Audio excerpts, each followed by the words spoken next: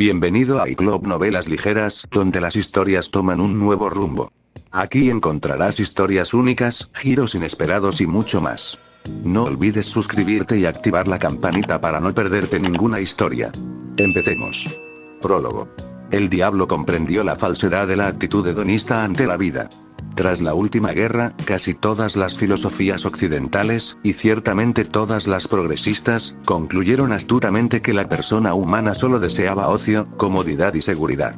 En esta cosmovisión, no habría cabida para el nacionalismo ni los valores militaristas. De Gurechav, en su búsqueda dogmática de la guerra y el derramamiento de sangre, es plenamente consciente de la ociosidad complaciente que genera una paz degenerativa. El trabajo sin paga es irredimible, pero la paga sin trabajo es irracional. El pueblo germano, tan acostumbrado a la lucha y el autosacrificio teutónicos, busca el regreso de los tambores, las banderas y los desfiles de lealtad. El degurechavismo, una mezcla de populismo conservador, socialismo y progresismo, es, en teoría, psicológicamente mucho más sólido comparado con el etnonacionalismo violento del fascismo, el hedonismo insensato del liberalismo y el totalitarismo genocida del bolchevismo. Curiosamente, el diablo, a diferencia de los dos déspotas de nuestro tiempo, no concentró su poder imponiendo cargas intolerables a su pueblo. Sin embargo, la amenaza de un poder descontrolado sigue siendo omnipresente. Mientras el socialismo y el liberalismo prometen al pueblo les ofrezco paz y plenitud y el fascismo les promete les ofrezco lucha, muerte y peligro, el diablo promete a los germanos les ofreceré venganza y propósito, y como resultado, todo el imperio se doblegó a sus pies. Georgi Oblite, reseña de El Leviatán de Berún capítulo 1, la guerra magiar dacia de 1931. La paz después de una guerra suele ser más crucial que cualquier batalla o escaramuza. El presidente Obi, a pesar de su ingenuidad, bendijo a los nuevos estados surgidos del cadáver del imperio con el derecho a la soberanía nacional y planteó un dilema moral a los francois y a los albish. Magyarország, el estado checo-eslovaco, Daneland, Lotiern, Pulska y el Reino Unido de Yugoslavia fueron invitados por los francois a una alianza llamada la Pequeña Entente. No todos aceptaron de inmediato. Irónicamente, Lotiern y Daneland, a pesar de ser los más cercanos a los francois, se mantuvieron escépticos y optaron por la neutralidad. Sin duda, era para contener un posible resurgimiento del imperio que se formaba a partir de la naciente República Germana. No puedo culpar a su razonamiento. Sin embargo, había un problema. Los dacios parecían empeñados en construir un nuevo imperio en los Balcanes. Primero, buscando conquistar partes, si no la totalidad, de Magyarország. Apenas se secó la tinta del Tratado de Trianon, Dacia movilizó sus fuerzas una vez más, con ambiciones que desafiaban abiertamente a las potencias victoriosas. Dado que Dacia también forma parte del proyecto de la Pequeña Entente, Parise debate abiertamente cómo abordar este asunto. Mientras esos políticos hablan, la gente muere mientras Magyarország apenas tiene tiempo para establecer sus fuerzas de defensa, y mucho menos para formar un nuevo gobierno. El nuevo gobierno, ¿verdad? La República Soviética Magyar formó una en cuanto los bolcheviques tuvieron la oportunidad, durante un breve periodo, disfrutaron de su nuevo régimen. El tiempo justo para presenciar un golpe de estado del octavo ejército imperial. Un acontecimiento que pasaría a la historia como el momento en que un ejército sobrevivió a la nación a la que servía. En cualquier caso, las mejores tropas de la República Magyar se han organizado en una milicia liderada por veteranos magiares que lucharon en la Gran Guerra.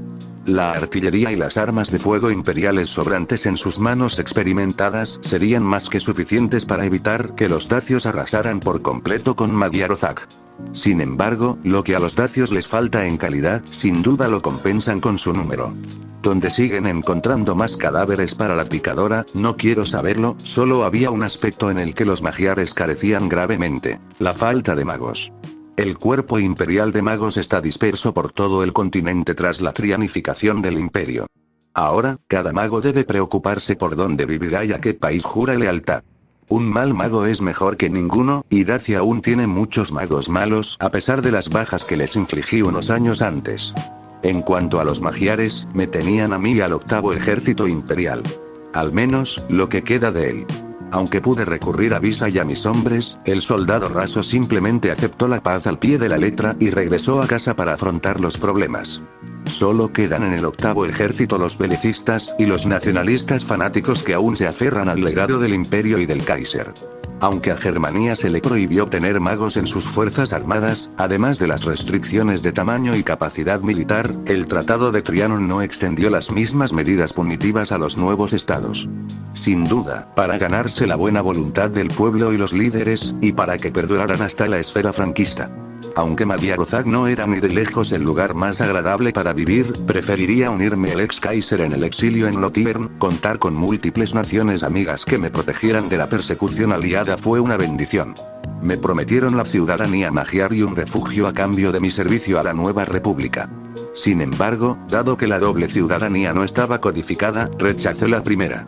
Así que allí estaba, en Budapestera, ante las puertas del Palacio Sándor, para reunirme con el nuevo primer ministro y el presidente.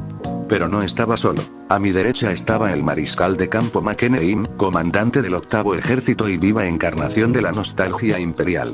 Su aspecto es formidable, un símbolo viviente de autoridad y destreza militar para hombres como él.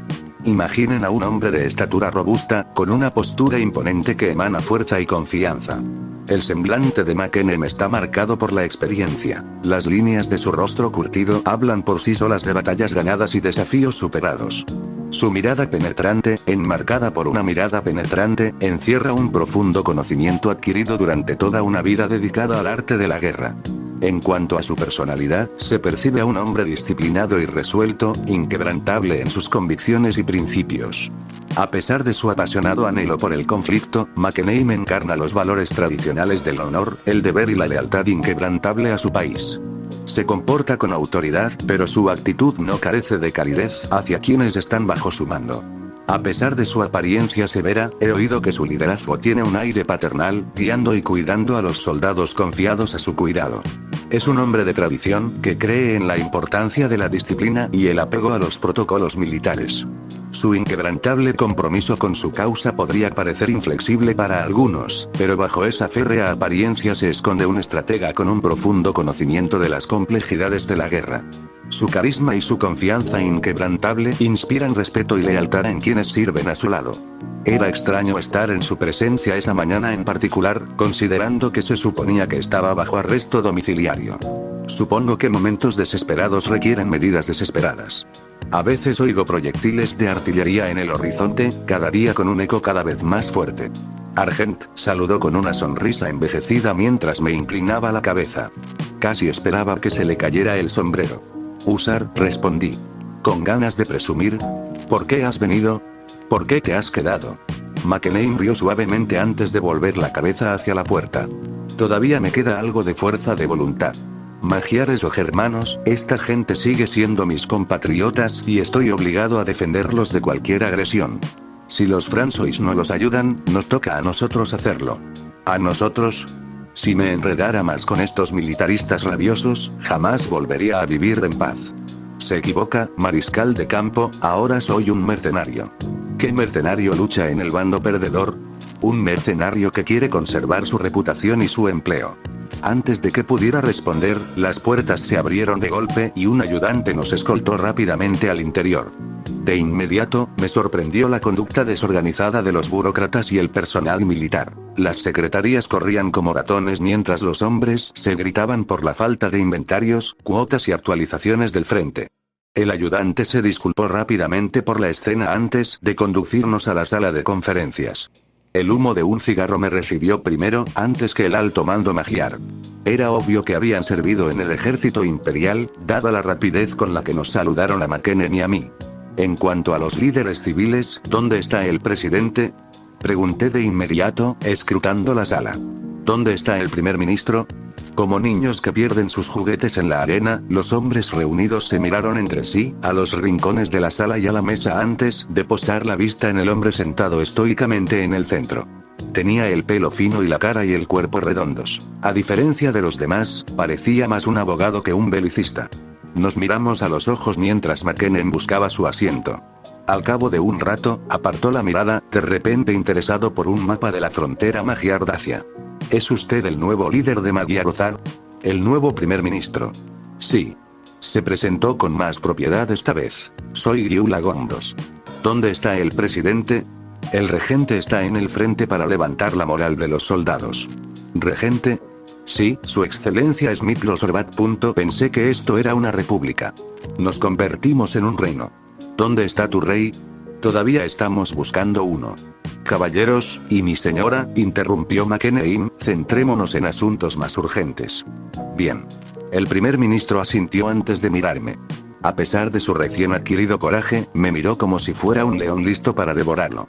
Necesitamos su ayuda. Urgentemente. Sé que nuestra relación está tensa tras la caída del imperio. Quiero asegurar la independencia magiar de Germania, de Dacia, de Rumelia. ¿No va a ayudar la República Française? Después de todo, se alinearon con Parise en lugar de Berlín. Un poco de ayuda. La última vez que me comuniqué con los Français, solo me aseguraron que iniciarían negociaciones con Dacia para ofrecer un compromiso para preservar la alianza y mantener la paz. Compromiso. No puedo comprometer medio país con los dacios. Si, por algún milagro, los Français han organizado una conferencia, necesitamos una victoria decisiva para inclinar el debate a nuestro favor. ¡Qué aprieto! Cambiaste a un amo opresor por uno negligente. Incliné la cabeza hacia McKenna. Tienes el 8º ejército. Úsalo. Necesitamos movilidad y superioridad aérea. Uno de los comandantes magiares declaró, el río Tisza es un arma de doble filo. Los dacios también están atrincherados al otro lado. Sería el regreso de la guerra de trincheras. Solo controlamos un par de ciudades al otro lado del río, pero están sujetas a lo peor del asalto dacio. Además, la mayoría de mis hombres están cansados de la guerra y quieren volver a casa. Si se convierte en una guerra de desgaste, los que quedan seguramente morirán o desertarán. Intervino el mariscal de campo. Magyarozak pidió ayuda y fuiste tú, no François, quien llegó. Genial. Pide tu precio, dijo Gombos con desaliento. Siendo 10º, ¿qué clase de plan es este? Quiero alojamiento, ropa, comodidades y un salario acorde con mi rango y servicio durante esta guerra. ¿Quieres que proteja a Magyarozak de Dacia? Entonces asegúrate de protegerme de los François y los Albish. Quieren mi cabeza en bandeja de plata y espero que les des un cuenco de madera vacío. Además, necesito un orbe de computación. Otra restricción a Germania que no afecta a un aliado François. Entiendo, y sería posible si pudieras. No digo que tus habilidades sean insuficientes, pero si pudieras reunir a otros magos interesados en este conflicto. Siempre y cuando extiendas estas condiciones a cualquier voluntario, suponiendo que lleguen a tiempo, ahora hablemos de estrategia. Fue como si la Gran Guerra nunca hubiera terminado y la campaña Dacia nunca hubiera ocurrido. La única diferencia es que no tengo el ala 203 del batallón aéreo a mi lado. Tan pronto como se supo que me había aliado con los magiares, los François se apresuraron a imponer otra restricción a Germania, impidiendo que los antiguos magos encontraran empleo en Magyarozak, una política que resultó profundamente impopular para el nuevo gobierno de Berún. El contrabando de magos germanos estaba fuera de discusión, ya que los magiares habían agotado todos sus favores políticos para mantenerme en la guerra. Por eso, yo iba a ser su gallina de los huevos de oro. Por supuesto, eso no impidió que los magos de Yugoslavia y el Estado checo-eslovaco vinieran aquí. A pesar de la protesta dacia, las naciones simplemente se encogieron de hombros y señalaron la libertad de movimiento entre las naciones aliadas garantizada en la pequeña Entente. Taneland, Lotiern y Pulska fueron más enérgicas en su condena de Dacia. Incluso corrieron rumores de que Warsaw contemplaba abandonar la pequeña Entente en protesta. Así que se formó el Freikorps de Gurechav, como lo llaman los magiares y McKenna, una fuerza voluntaria extranjera de 200 magos aéreos de diversa experiencia y entrenamiento que ayudará a preservar la independencia de Magyarozak y, con suerte, castigará a los dacios por sus transgresiones. Aunque estos magos voluntarios no son tan buenos como Visa o Koenig, tendrán que conformarse. Al menos el primer ministro cumplió su promesa y nos consiguió algunos orbes de computación imperiales estándar, así como cualquier excedente que pudo conseguir, aunque el equipo restante distaba mucho de la alta calidad que normalmente se otorga al 203O. Aunque ciertamente estaba feliz de que asumiera el mando, Gombos se puso eufórico, exultante de tenerme como su perro de ataque. Mirando a los hombres que me observaban, supe que al menos podía saltarse el entrenamiento básico. Sin embargo, se trataba de serbios, bosnios, catinos, croatas, eslovacos, checos, pules y todos los demás grupos étnicos que conformaban la antigua mitad sur del imperio. Primero lo primero, ¿alguien aquí habla germano? Ja. Respondieron al unísono. ¿Alguien aquí habla germano con fluidez? Ja. Nein. Bieleinst. Supongo que basta. No tengo tiempo para contratar traductores y ahorrarme el esfuerzo de transmitir mis órdenes en media docena de idiomas diferentes. La carga de lo que una vez fue un ejército multiétnico. Al menos el imperio tuvo la sensatez de invertir en educación y promover el bilingüismo para incentivar la adaptación de sus minorías étnicas, en lugar de la asimilación forzada de lugares como el antiguo imperio ruso. Mientras el alto mando se unía para discutir nuevos planes de batalla, surgió un gran debate sobre cómo abordar una contraofensiva. El teniente general Elemer Gorodinov propuso una ofensiva multifacética utilizando las ciudades de Tokaj, Tizafure, Szolnok, Szentes y Szeged como plataformas de lanzamiento para asegurar y cruzar el río. Argumentó que, con múltiples puntos de entrada, los dacios no podrían concentrar todas sus fuerzas en cada zona simultáneamente. El mariscal de campo McKinnon sugirió un avance único pero masivo directo a Debrecen. Con el Freikorps de Gurekov y el octavo ejército actuando como escalón de la lanza, se podría abrir una brecha enorme en las defensas fluviales y permitir que la infantería y la caballería se expandieran por el interior. Era un plan audaz, pero la concentración de nuestras fuerzas combinadas nos otorgaría superioridad numérica y artillera local. Podría funcionar, suponiendo que los dacios no contaran con fuerzas de respuesta rápida como la 203A. Suponiendo que cualquiera de los dos planes funcione, los Cárpatos siguen siendo un obstáculo geográfico y, aunque McKinnon era el que tenía más experiencia combatiendo y ocupando Dacia, no contaba con los 200.000 hombres que lideró en la Gran Guerra. Habría que pivotar hacia el sur para avanzar hacia el norte, hacia Bachurest. Si lográbamos destruir a las fuerzas dacias en la ofensiva inicial, tanto Parisée como Bachurest podrían sentarse a negociar. De lo contrario, Budapestera tendría libertad para dictar sus términos. Me imagino que la sangre y la venganza rondan sus mentes. Los nacionalistas magiares ya buscan conquistar Transilvania debido a la gran presencia de magiares dacios que viven en la zona. Si el imperio no existiera, los Balcanes habrían sido un polvorín de conflictos. Afortunadamente, Yugoslavia no se desintegró como el imperio ni Rumelia intentó expandirse hacia el norte. Dada nuestra conexión cultural y militar compartida, opté por apoyar la estrategia de McKinnon. El resto de los altos mandos hizo lo mismo. Con todos informados, llegó el momento de actuar. El segundo pelotón debía proporcionar apoyo aéreo constante a los hombres de McKinnon, utilizando sus hechizos de artillería para dispersar cualquier concentración de unidades. El tercer pelotón debía ir más adelante para identificar cualquier línea defensiva secundaria que los dacios hubieran establecido y localizar puntos débiles que las tropas pudieran explotar. El primer pelotón, mientras tanto, debía acompañarme en una misión más directa. Ser Décimo debía querer mi victoria, ya que el cielo estaba despejado y el sol brillaba lo suficiente como para darme una visión completa del campo de batalla a kilómetros de distancia. Era genial para mi compañía, malo para los dacios y preocupante para mí. ¿Cuál es su plan ahora? ¿Un breve momento de triunfo antes de arrojarme a la tierra como Ícaro? No, Ser Décimo no lo haría. A pesar de todo, los dacios soportaron un intenso bombardeo de artillería de los obuses de McKinnon para debilitar las trincheras y los búnkeres de madera que rodeaban Tiszafureth. Usando hechizos de ilusión óptica, mis Freikorps volaron más cerca del primer grupo de objetivos designados, nidos de ametralladoras y cañones de campaña.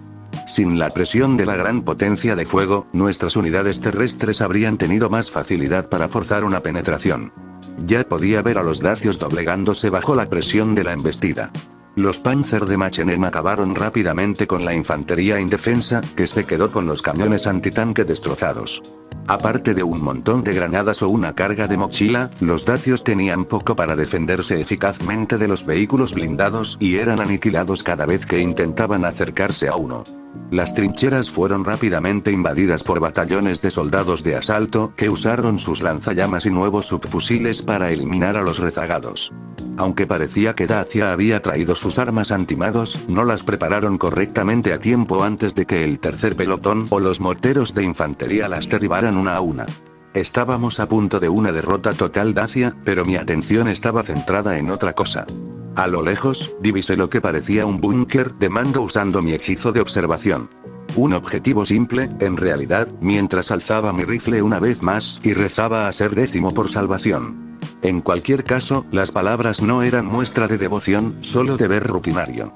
Oh, Padre Celestial, Creador y Maestro de todo, sálvanos del fuego y juzga a los iracundos. Un disparo bastó, y cayó sobre el comandante dacio como un martillo de Dios. La nube de hongo en el horizonte era testimonio de un trabajo bien hecho. Sin embargo, esa pobre alma no era la última en mi lista de objetivos. Hay un cuerpo entero de oficiales que debo aniquilar antes de volar a Bachu West. Con suerte, para entonces, los dacios serían lo suficientemente inteligentes como para pedir la paz antes de que tuviera que arrasar su capital una vez más. Pronto vi a los magos dacios volando en mi dirección, buscando un combate. Haciendo una señal a mi pelotón, alzamos nuestros rifles y preparamos nuestros hechizos. Desconozco qué material usó Dacia para entrenar a su cuerpo de magos, pero era muy escaso. Ni siquiera necesitaré usar mi bayoneta. Del resto de los dacios, sin embargo, se lo dejo a Machenem y los magiares. Victoria sobre Bachu West, el reino de Magyarország se anexiona a Transilvania, la pequeña entente se fractura. Vaya. Eso no se suponía que iba a pasar. Se suponía que la paz reinaría en Europa Central. Ahora, el primer ministro y el regente se han apropiado de un tercio de las tierras de Dacia en represalia por soportar una invasión. Esto solo asegurará que los dacios planeen venganza contra los magiares durante generaciones. A juzgar por el informe, los magiares sufrieron casi 18.000 bajas, incluido el octavo ejército, mientras que los dacios sufrieron 12.000 bajas y 60.000 fueron capturados. Para colmo de males, Dacia perdió a muchos de sus comandantes de campo y oficiales. Quizás fui demasiado entusiasta con mis hechizos, dejando al país con un liderazgo limitado.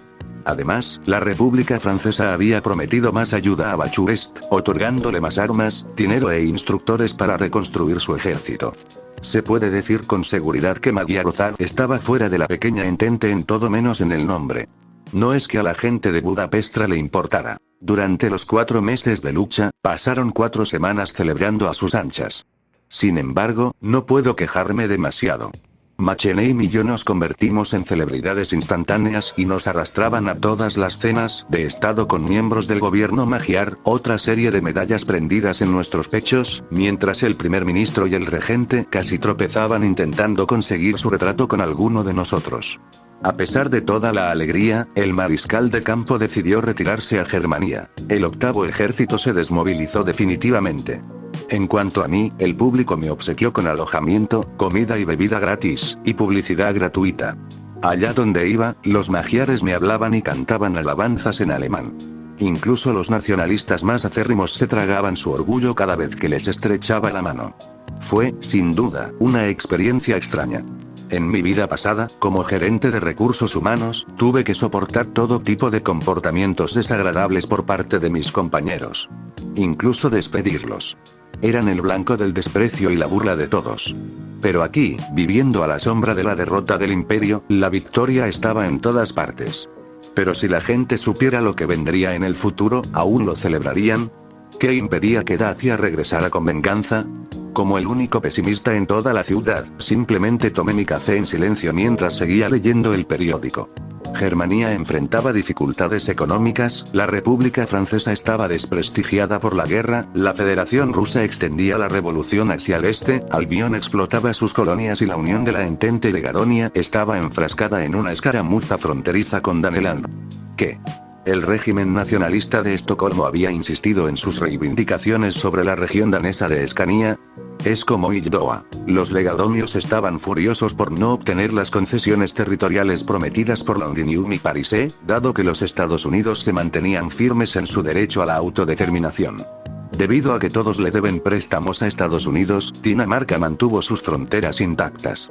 Hasta ahora, al parecer, de repente, un desconocido vestido de hombre de negocios se acercó a mi mesa. Debía ser otro alemán que quería mi autógrafo. Quizás debería empezar a cobrar. Sin embargo, no era un periodista ni un fan famoso, no, era mucho peor. Hola Argent, soy Agnar Larsen y me han enviado aquí para entregarte este mensaje. Escrito directamente por el primer ministro Torgrim Strømning, Dinamarca te necesita. Siendo 10º, por favor, vete. Capítulo 2, la crisis en el estrecho guerra. ¿Para qué sirve? Para asegurar una paz mejor.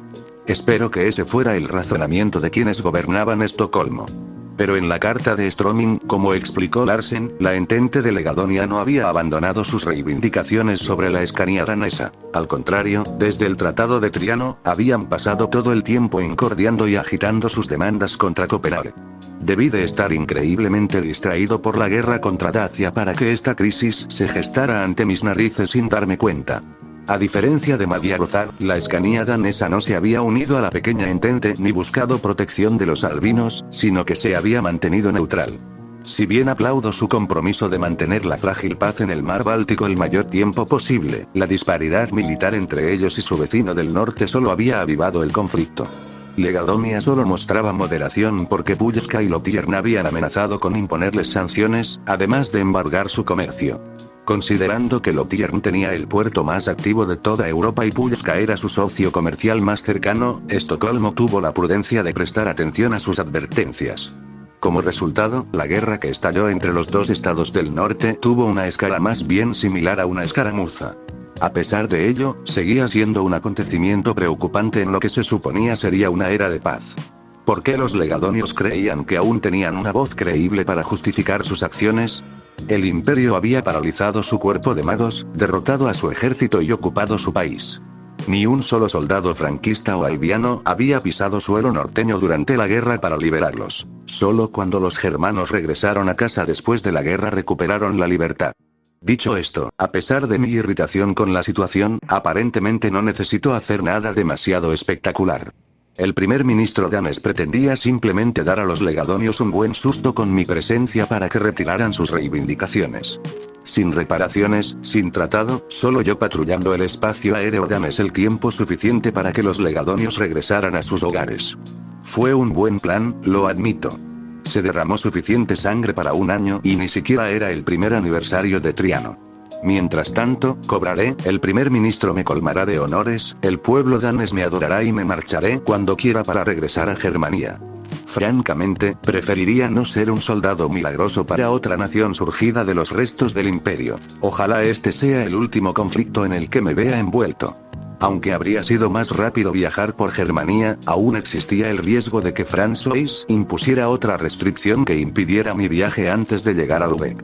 Por recomendación de Larsen, tomamos un tren a Pulska para reunirnos con la embajada danesa allí antes de tomar un vuelo a Copenhague. Sin embargo, no me había dado cuenta de la rapidez con la que mi fama se había extendido por Eslovaquia y Pulska. Donde quiera que iba, veteranos militares venían a saludarme. Sin importar su rango, germanos o no, cada parada hacia Varsovia sufría un retraso considerable por parte de los militares, que me saludaban con orgullo, me pedían autógrafos y, en los casos más exasperantes, insistían en sacarse fotos conmigo, a veces con sus compañeros de guerra o familiares.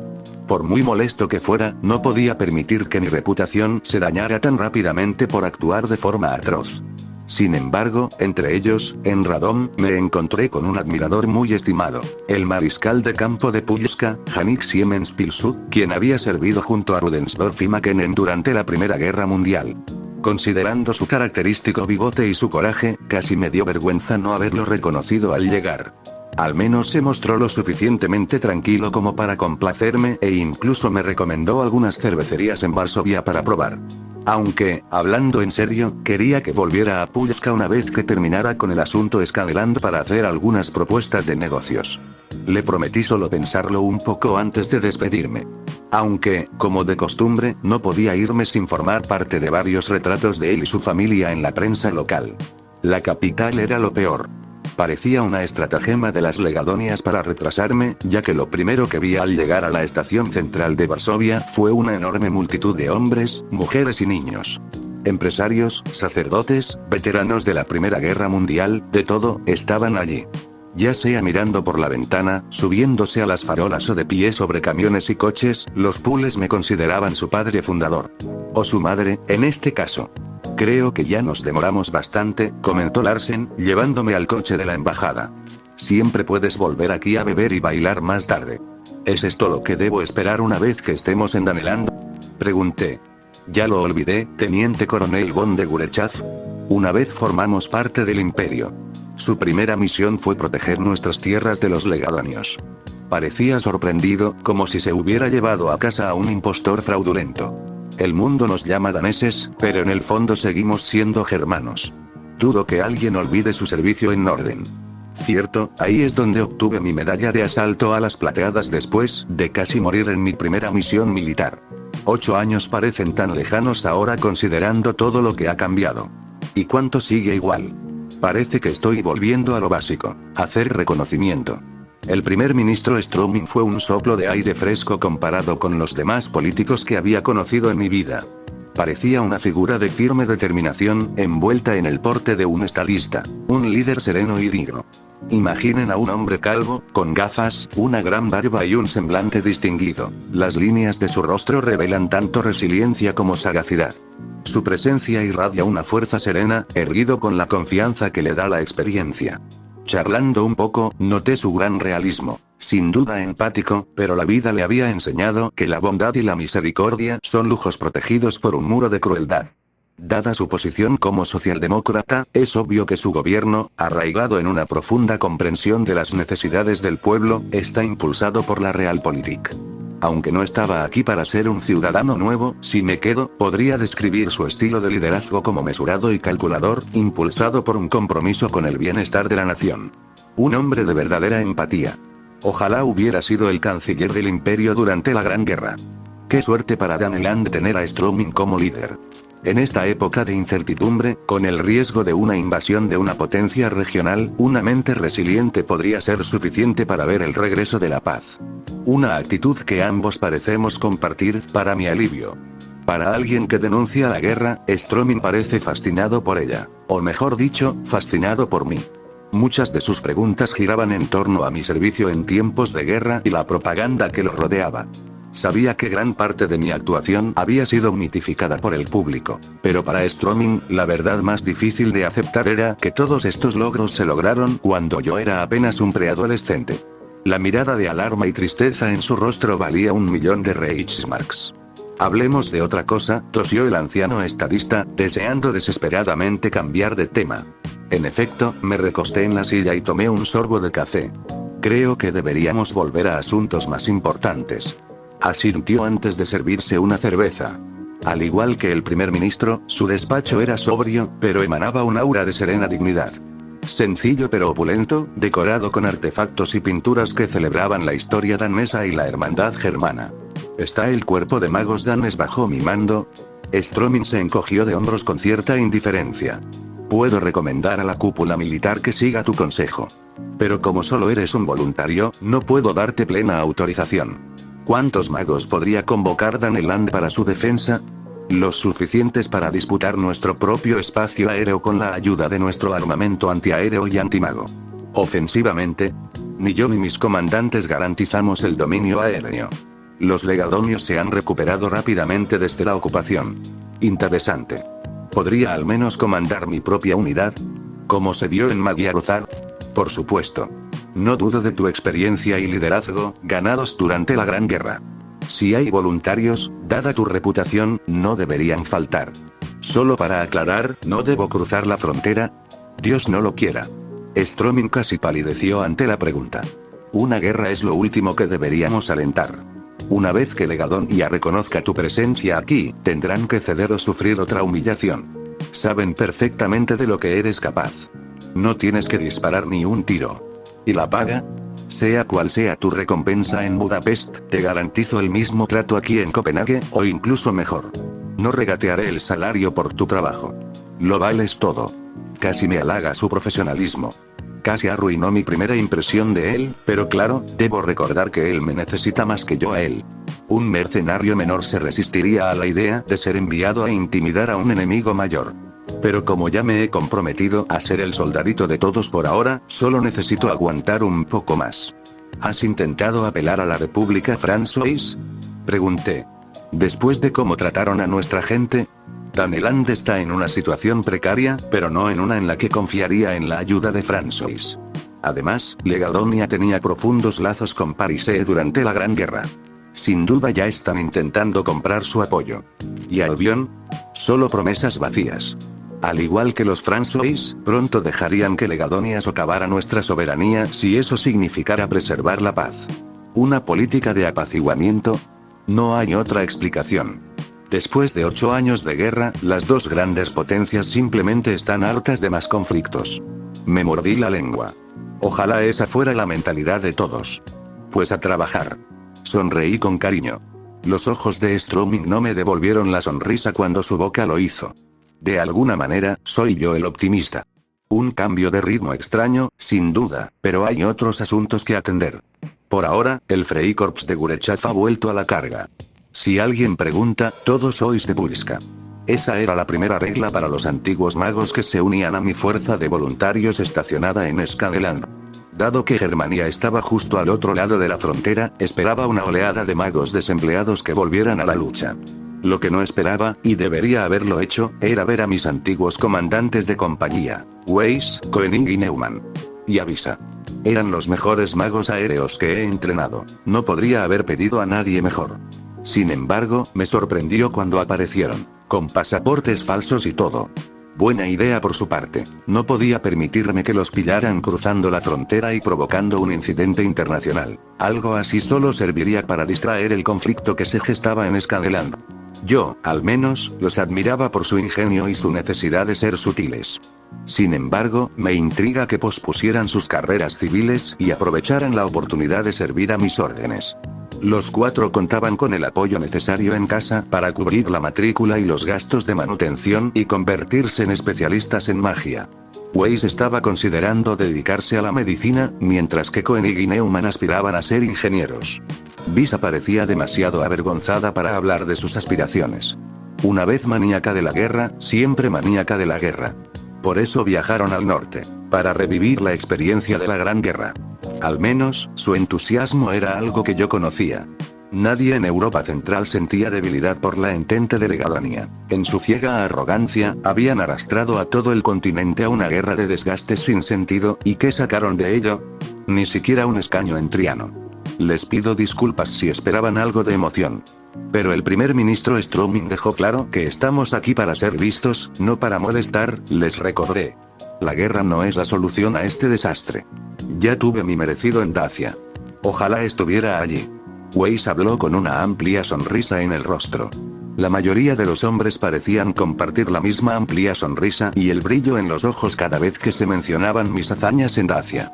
Me recordaba la mirada que los niños les dedicaban a sus padres cuando hacían algo particularmente heroico, pero sabía que en este caso se trataba simplemente de envidia y humor impulsados por la nostalgia, más que de asombro.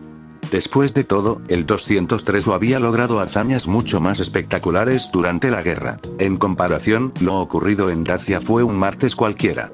¿Almacenaron los daneses algún tipo 97? Preguntó Neumann. Desafortunadamente no, Copenhague solo pudo conseguirnos orbes de computación estándar. Siguen siendo perfectamente útiles, aunque mediocres para los estándares del 203.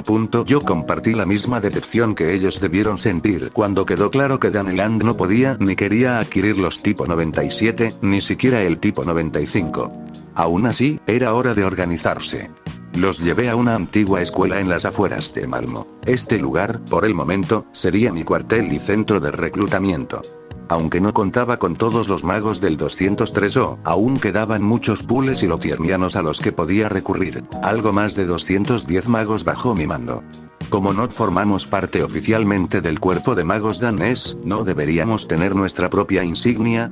Preguntó Visa al abrir la puerta. No te equivocas, Visa. Normalmente es la Totenkopf con huesos cruzados. Pero pronto tengo una reunión con el primer ministro. Quizás puedas proponer un diseño más original. Ajustaré la estructura de mando a mi regreso. No me interesaba crear diseños de marca, pero una subordinada de confianza y competente como Visa facilitaría todo el proceso. Ni siquiera había considerado el asunto en Magyar Ozar, ya que todos en el 8º ejército aún vestían sus uniformes imperiales. A la larga, no importaría. Después de todo, esta aventura iba a ser un asunto sencillo. Si es que podía llamarla aventura. Hasta el momento, no había sido más que una semana entera de patrullaje. La única respuesta de Estocolmo a mi aparición habían sido unas cuantas cartas de condena, así que los dos ejércitos simplemente se enfrascaban en una competencia de miradas en sus fortines y trincheras fronterizas. Una guerra falsa en todo menos en el nombre, que estaba resultando ser quizás la misión militar más fácil, y con diferencia la más pacífica, que había emprendido en mi carrera. Parecía que ser 10º finalmente me había dado un respiro muy necesario. Ojalá lo hiciera más a menudo. Con todo tranquilo en el frente norte, activé mi orbe de computación y volé hacia la capital danesa. Siguiendo mi recomendación, el primer ministro ya debería haber solicitado una audiencia con los estadounidenses. Si los Francois o los Albish no adoptaban una postura más firme para asegurar la paz por la que habían exacerbado una guerra, los Estados Unidos debían asumir la responsabilidad. Eran la única gran potencia con la suficiente autoridad para frenar las ambiciones legadonias. Después de todo, los estadounidenses son los que se mantienen firmes en su postura sobre la autodeterminación y la soberanía nacional. ¿Qué dijo un expresidente Francois? Dios nos dio 10 mandamientos. No necesitamos 21. El excepcionalismo estadounidense nunca pasa de moda. Dejando esos pensamientos de lado por ahora, no tardé en ver la ciudad de las agujas a lo lejos. Reduje la velocidad, el frío aire del norte me azotaba la cara al iniciar el descenso. Nunca dejaré de disfrutar volando, murmuré para mí mismo al aterrizar en el patio de la sede del gobierno del primer ministro. Integrarme en el ala de seguridad local me había ayudado a sortear la primera línea de trámites burocráticos, para mi mayor comodidad. ¿Cómo fueron las conversaciones con el embajador estadounidense? Pregunté en voz alta al ver al veterano estadista. La desilusión en su pecho era todo lo que necesitaba saber. Los estadounidenses están más contentos viviendo en su lado del océano, explicó Stroming con solemnidad. Aparte de prometer una carta con duras palabras a Estocolmo, estamos realmente solos en este asunto. Dado que la entente de Legadonia no dio señales de retirarse, podría haberme obligado a iniciar negociaciones. Si ceder el territorio garantiza el retorno a la paz y la seguridad, que así sea. Aunque no era partidario de la guerra, no podía tolerar el derrotismo. No después de todo lo sacrificado en la Gran Guerra. Semejante acción le costaría su carrera y, con ella, sus políticas para convertir a Dinamarca en una nación estable y próspera. Además, me disgustaba ver a un anciano llorar en su propia casa. Contacta con Parise. Pregunta por la pertenencia de Dinamarca a la pequeña entente. Quizás no era demasiado tarde para buscar protección exterior, aunque eso significara compartir el lecho con la República Francesa. Argent, he agotado todos los canales diplomáticos con los Francois. Me animaron a aceptar las exigencias de Estocolmo. No es lo ideal. Siento haberte hecho perder el tiempo. ¡Genial! Ahora intenta disculparse conmigo. La estratagema fracasó. No se intimidaron, ni se intimidan, con tu llegada. Seguiré deliberando con el resto de mi gabinete. Anunciaré mi decisión a finales de esta semana. Si Dios quiere, será lo último que tendré que hacer. Stroming me miró con ojos amables y tristes antes de hacer una leve reverencia y marcharse. Será una traición al pueblo danés que las fronteras de Legadonia se desplacen hacia el sur. Así que esto es todo. Este fue el precio justo que las potencias menores tuvieron que pagar para mantener la paz en nuestra época. En cualquier caso, mientras reciba lo que me corresponde, no me preocuparía demasiado un cambio repentino de fronteras. Su excelencia, grité, ¿qué hago con el Freikorps de Gurechav? Viendo lo que está por venir, es inútil seguir empleando sus servicios aquí en Daneland. Lo siento, pero su contrato tendrá que rescindirse antes de tiempo. Usted y sus hombres son libres de irse cuando quieran.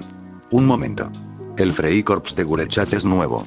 Sus miembros ni siquiera han recibido su paga completa. De repente, me aterra tener que dar esta noticia a Malmo. Mis subordinados del 203 son unos maníacos de la guerra hambrientos que llegaron a Skaneland con la promesa de sangre. Preferirían saquear Copenhague como los Landsknechts en Roma antes que tragarse su orgullo y volver a casa con las manos vacías. Eso sin contar lo que le pasaría a mi marca. Una líder mercenaria a la que le cancelaron el contrato la primera semana. Esa no es una buena primera impresión para ninguno de mis futuros jefes o empleados. No puedo permitir que esto sea una completa pérdida de prestigio. Aún así, deberías negarte. Me giré hacia el hombre y lo miré directamente a los ojos. Hace una década, éramos una estrella en ascenso. Nuestro pueblo era el faro del conocimiento y el progreso. Una tierra de pensadores y poetas. Durante la Gran Guerra, luchamos como leones, atravesando el infierno y volviendo. ¿Recuerda aquellos tiempos, excelencia? Sí. Recordó con cariño esos recuerdos. ¿Y qué? ¿Desde cuando decidimos vivir como ovejas? ¿Será este el legado del imperio? ¿De nosotros? No somos derrotados por haber perdido una guerra. Somos derrotados cuando nos rendimos y renunciamos a nuestras ambiciones de buscar la verdad y el orden en un mundo caótico e indómito. Entiendo por qué su rostro aparece en todos los carteles de todas las ciudades. ¿De verdad cree que vale la pena seguir este camino? Rió suavemente, y la luz volvió lentamente a sus ojos. Si quiere saber lo que la paz y el aislamiento han traído a Daneland, mire por la ventana. Aparte de las promesas de apoyo material y represalias económicas de Lotierni Pulska, Copenhague se mantuvo sola. Yo, junto con el Freikorps, nos mantuvimos un poco más, pero lo cierto era que los legadonios sabían perfectamente que tenían vía libre sobre Skaneland. No tardó en llegar un ultimátum, rechazado de inmediato por el primer ministro Torgrim Strömming. Ahora era un juego de gallinas. Estocolmo podía atacar ahora y entrar en una guerra abierta o retirarse por completo para salvar las apariencias. Francamente, tras sus errores durante la Gran Guerra, me sorprendería que la comunidad internacional aún mostrara un mínimo respeto por la entente de Gadonia. Incluso con la amenaza de sanciones de sus vecinos, dudo que la nación se desanimara de proseguir su conquista. En cuanto a fuerza, Daneland contaba con la ventaja del defensor, oficiales experimentados veteranos del ejército imperial y, lo más importante, el Freikorps de Gurechav. En comparación, Legadonia contaba con una armada, una fuerza aérea y un ejército más grandes. Si bien cada piloto o soldado de infantería es cualitativamente inferior a los daneses, la cantidad tiene una cualidad propia. En una guerra de desgaste, serían los daneses los que primero tendrían que recurrir a la destrucción. Con un mayor tamaño, se obtenían más oportunidades de ataque. Al lograr la supremacía naval o aérea, los legadonianos podían atacar cualquier lugar de Daneland. Incluso embarcarse en un asalto naval directamente en Copenhague si así lo deseaban. Tal ventaja significaba que mi compañía y yo tendríamos que trabajar a destajo para mantener bajo control la ofensiva enemiga. Esto, a su vez, requería que los altos mandos daneses me mantuvieran informado con la mayor frecuencia posible entre cada misión. La 2ª División de Infantería estaba asignada para proteger el centro de la región. Aunque aún no había conocido a su comandante, me recordaba a alguien de mi país. Así que allí estaba yo, contemplando las posibilidades con una taza de café, contemplando el Stalelm con un dragón imperial pintado toscamente sobre un fondo amarillo. La bestia mítica era el animal nacional del imperio, solo superado por el lobo, para mostrar la opulenta riqueza y fuerza de la nueva nación.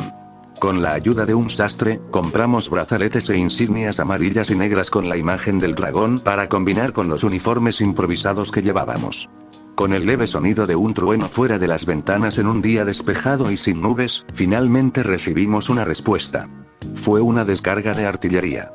Capítulo 3, un día en Osby. En definitiva, este fue un campo de batalla sin incidentes. Sin trucos sofisticados ni engaños, solo una misión de apuntar y disparar mientras sobrevolábamos el lugar donde se desarrollaba la batalla.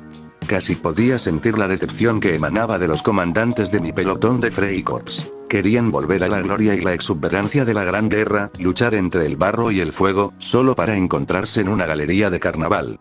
Guarden algo para los daneses. Le recuerdo a Koenig. Ya eran 4 divisiones de infantería legadonias atacando a una danesa. A pesar de estar ampliamente superados en número, mis Freikorps parecían listos para abrirse paso hasta Estocolmo y plantar allí la bandera danesa. Aunque los magos legadonianos estaban mejor entrenados y equipados que los dacios, también eran predecibles. Eran tan fáciles de eliminar que sentía que cada baja mermaba mi capacidad para rendir como soldado modelo.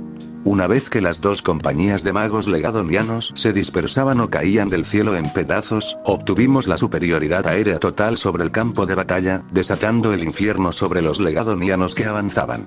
Los daneses lucharon con valentía, aún recordando la última vez que un extranjero armado intentó apropiarse de su territorio. Pensar que la entente de Gadonia podría haber aprovechado esta oportunidad de oro de paz para reconciliarse con sus vecinos del sur y entablar lucrativos acuerdos comerciales. Su imprevisión había borrado cualquier compasión que me quedara al disparar mi rifle y volar un tanque pesado por los aires. El geyser de fuego y humo que surgió del vehículo fue el único calor que experimentarían de mí si volvían a intentar esta estupidez. No tardé mucho en eliminar la mayoría de los objetivos principales en el campo de batalla. Como no se nos permitía traspasar las fronteras de Daneland, estuve tentado de llevar al Freikorps de vuelta a Malmo hasta que vi una polvareda a lo lejos. Mirando por mis binoculares, vi un gran movimiento de infantería y vehículos blindados acercándose. Calculé el equivalente a 2 divisiones de hombres y material disparando directamente hacia mi posición. Y los acompañaban un montón de magos. Unos cuantos batallones. Al enfrentarse a los Argent, supongo que su reacción natural fue usar todo lo que les quedaba de su cuerpo de magos para ahuyentarme. No eran cazadores expertos como en la guerra. Pretendían ahogarme. Poco imaginativo, pero el esfuerzo era innegable. Bueno, si los legadonianos deseaban sangre y gloria, es lógico que les dé todo lo que quieren y más. ¿Querían ahogarme? Yo los inundaría con la misma moneda. Soldados del Freikorps. Grité por el comunicador. Espero que hayan terminado sus aperitivos. Es hora del plato principal.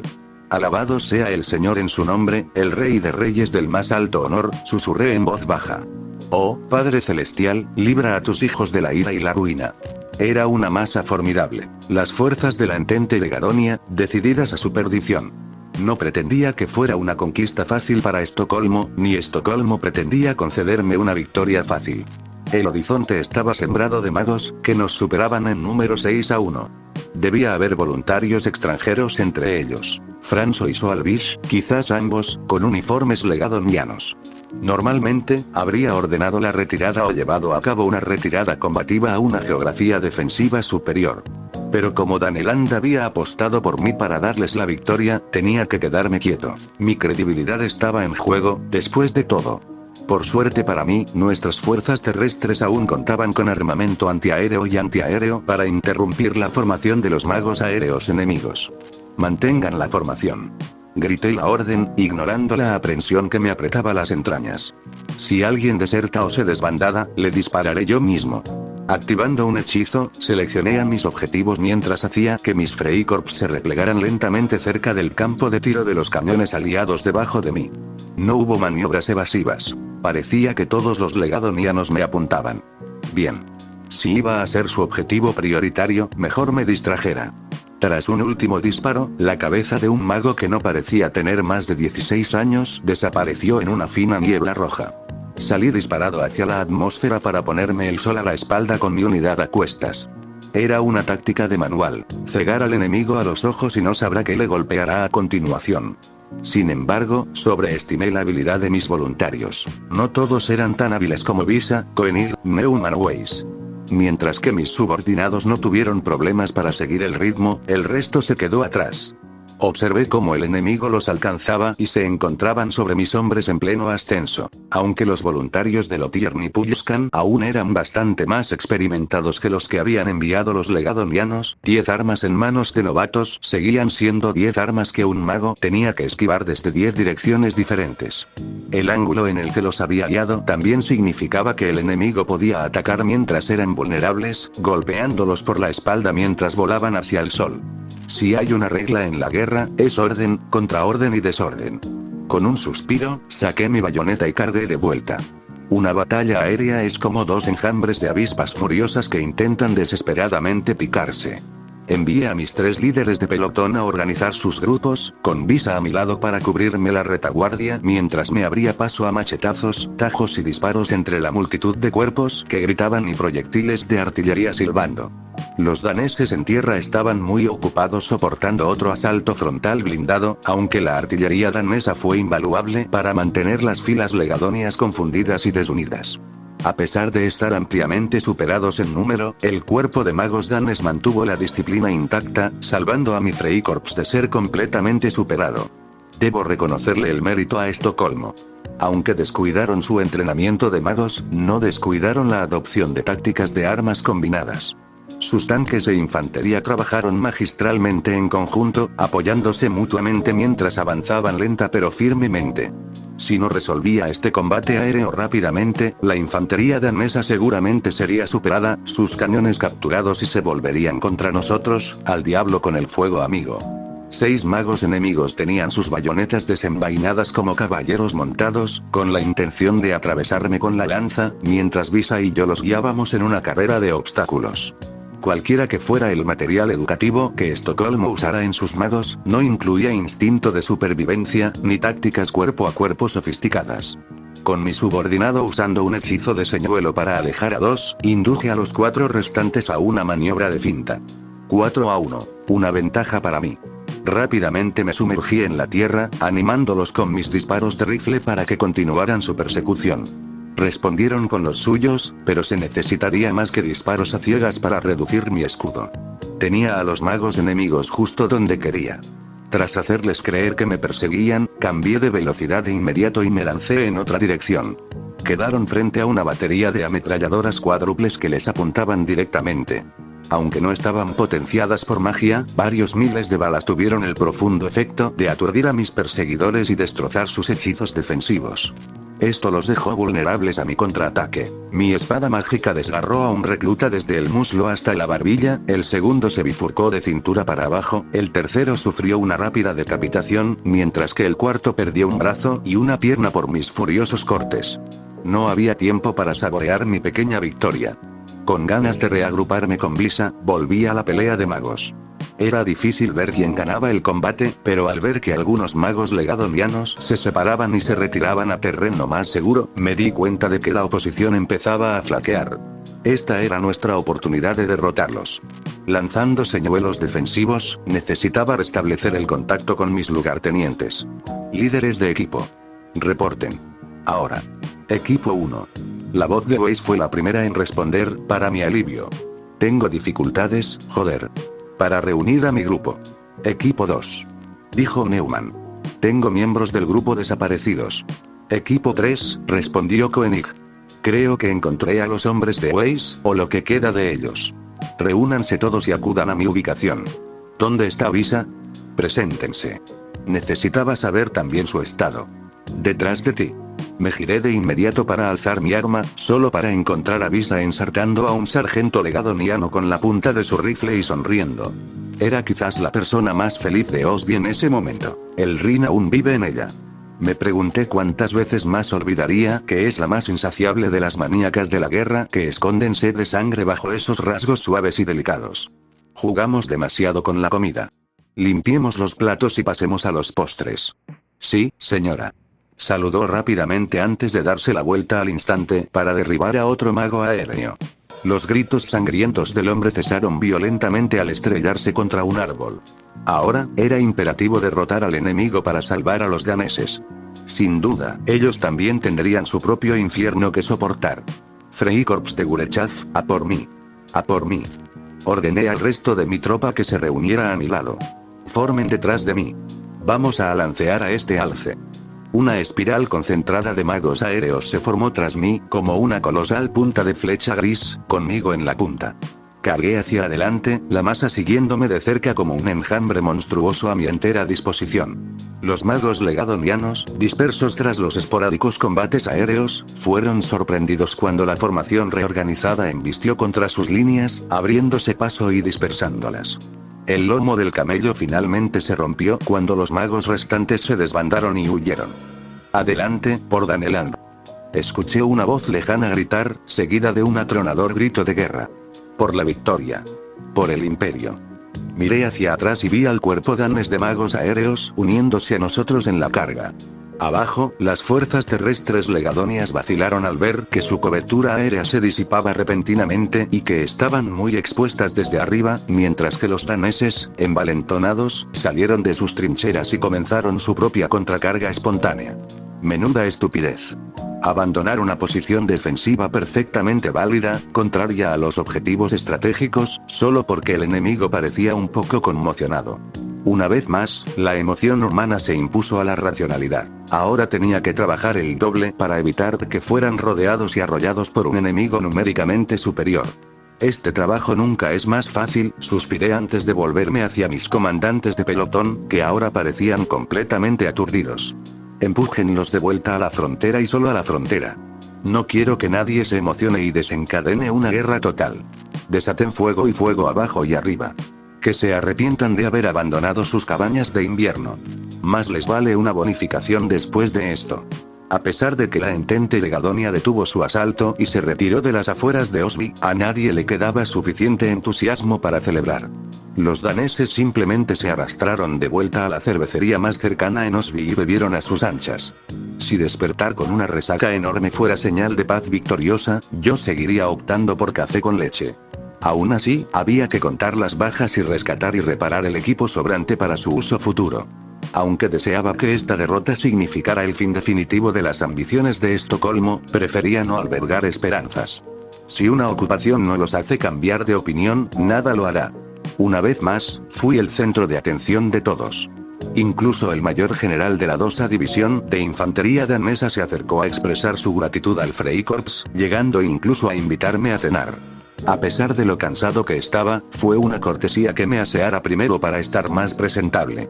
No quería darle la impresión de que la paz me había reducido a un grosero sicario que aprovechaba cualquier oportunidad para ganar dinero rápido. Por suerte, la gratitud de la gente ya estaba dando sus frutos. La lavandería local se había esforzado al máximo para limpiar el olor a pólvora y humo de mi uniforme.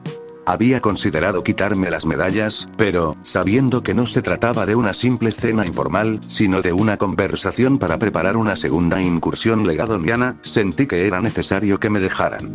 Al fin y al cabo, era importante que supieran quién era. La buena voluntad de los clientes era fundamental para el reconocimiento de marca. Tras tocar el timbre para anunciar mi presencia, mi mente se posó en Visa y mi grupo de voluntarios, que dormían plácidamente en sus camas. Debería haber pedido un hotel durante mi estancia, pero ahora era redundante recibir un alojamiento mejor. Una vez que terminara mis recados, volvería a casa y.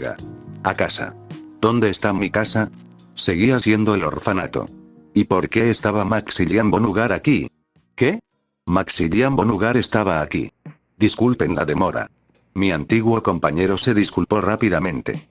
Debió de ver mi cara de sorpresa. Pasen, llegan justo a tiempo. Saliendo de la sorpresa, seguí su camino en silencio. El alojamiento del general debía de pertenecer a algún pariente suyo, aunque no tan extravagante como la propiedad de un Junker. Los cuadros, las cortinas de terciopelo y los muebles de lujo indicaban que pertenecía a alguien de la clase media alta. ¿Vives aquí? ¿En Daneland? Reflexioné en voz alta mientras me conducía a la mesa.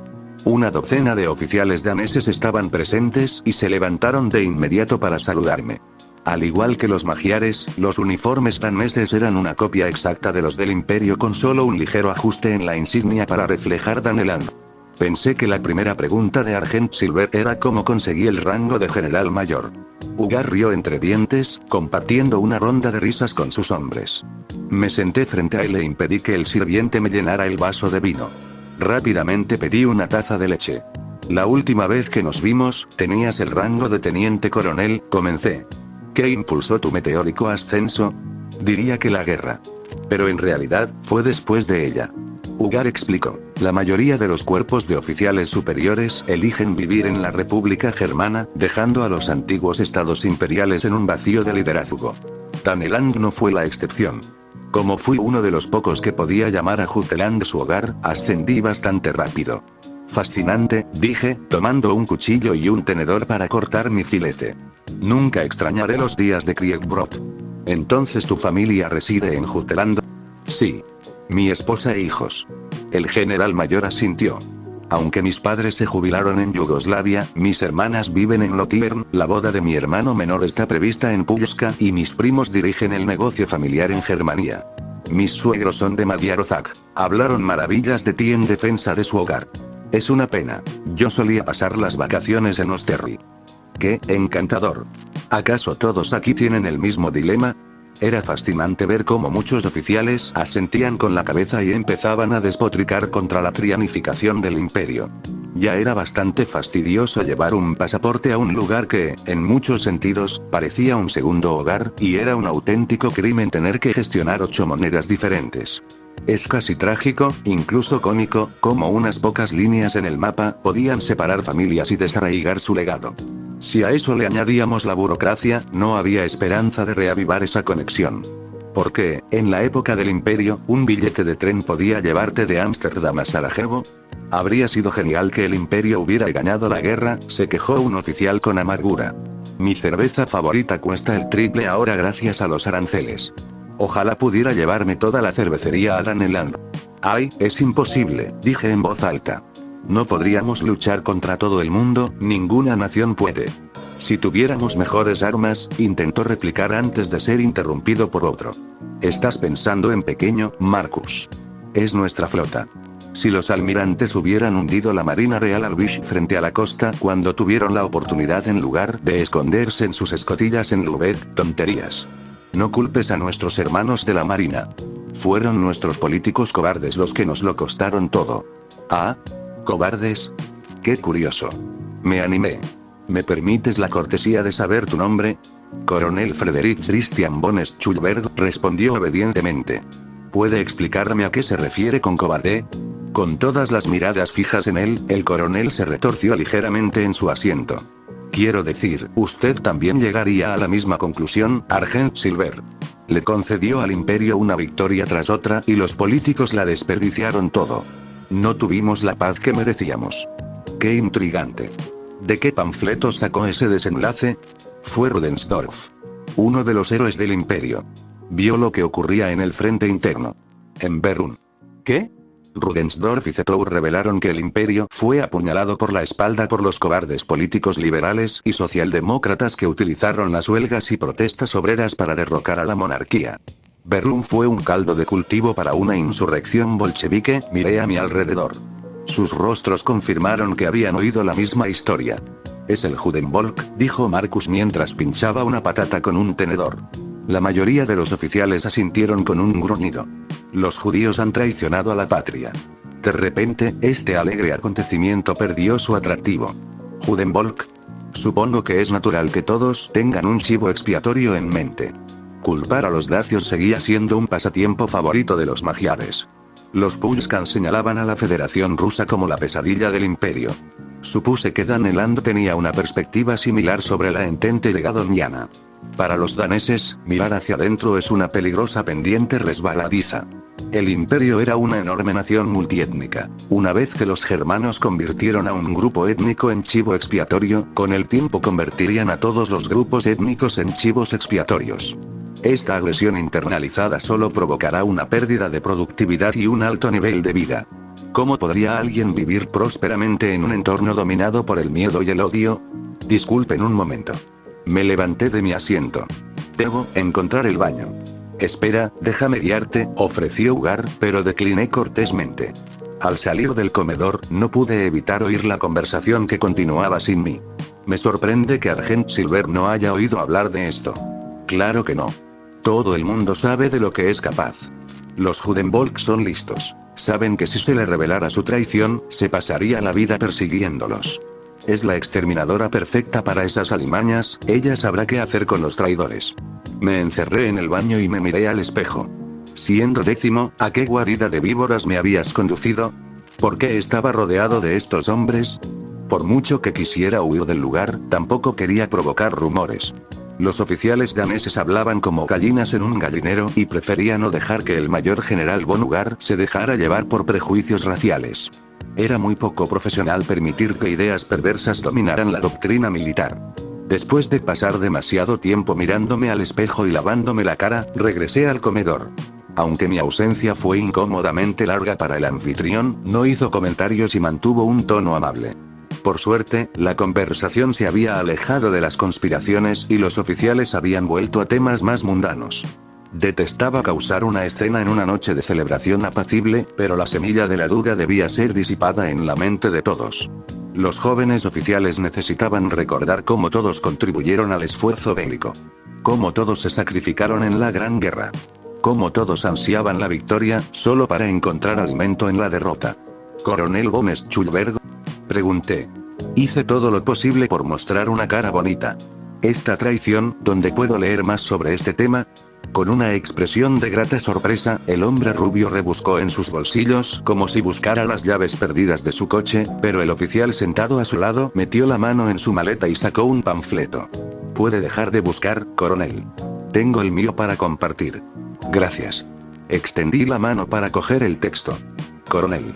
Karl respondió con un ligero eructo. Disculpe, Argent, no he terminado de leer el periódico, pero puede quedárselo. Los kioscos están llenos del mismo material. ¿Sigues sin convencerte? Pregunté. A diferencia de Frederick, no me dejo convencer tan fácilmente. Una ronda de risas estalló en la mesa, lo que le valió a Karl un codazo juguetón de Frederick.